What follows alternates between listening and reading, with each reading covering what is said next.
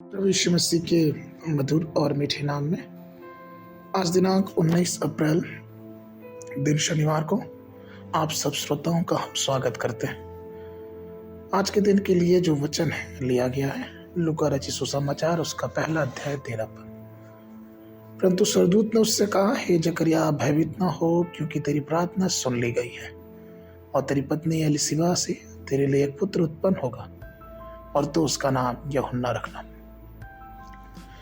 प्रियो, ध्यान दे कि स्वर्गदूत ने जकरिया का अभिवादन कैसे किया। हारून के वंशज और याजक जकरिया 24 पुरोहितों के जो वर्ग था उससे संबंधित थे। प्रत्येक वर्ग को सप्ताह में 2 बार परमेश्वर की उपस्थिति में सेवा करने का मौका मिलता था और महायाजक जो था वो परम पवित्र स्थान में 1 बार जाता था। लेकिन जब पवित्र स्थान में सेवा करने का मौका आया तो चिट्ठी डाली जाती थी और वह एक बार ऐसा हुआ कि चिट्ठी जकरिया के नाम से निकली। उस अलौकिक अनुग्रह के द्वारा जकरिया तैयार हुआ। हम इस वृत्तांत को लूका रचित सुसमाचार उसके पहले अध्याय के 6वें पद से आगे पढ़ सकते हैं।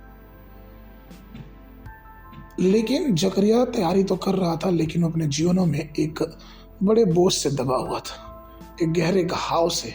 क्योंकि जकरिया धर्मी था, वो अच्छा इंसान था, परमेश्वर की बातों को मानता था, सारी विधियों को निर्दोषता से पालन करता था, वो परमेश्वर के लिए वफादार भी था। लेकिन फिर भी उसकी कोई संतान न थी।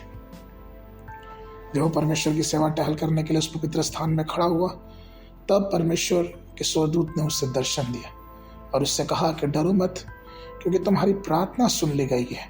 तुम्हारी पत्नी एलिशिबा एक पुत्र को जन्म देगी। असल में ये बातें सुन के जकरिया को बहुत आनंद होना चाहिए था, लेकिन उसके जीवन में पिछली निराशाएं इतने बड़े बोझ के समान उसके जीवन में थी कि वो धन्यवाद देना उसके लिए मुश्किल बन गया था।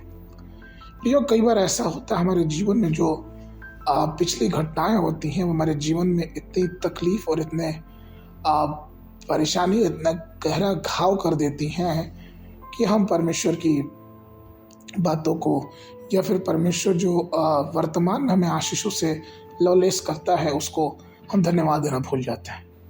लेकिन परमेश्वर का धन्यवाद हो कि वह हमारे गहरे घाव को भी भरने वाला परमेश्वर। यीशु मसीह ने कहा था कि मैं जाता हूँ और तुम्हारे लिए एक सहायक भेजूंगा जो तुम्हारे साथ हमेशा रहेगा। प्रियो, हमारा परमेश्वर आज भी हमें गहरे घावों से निकालने वाला परमेश्वर है।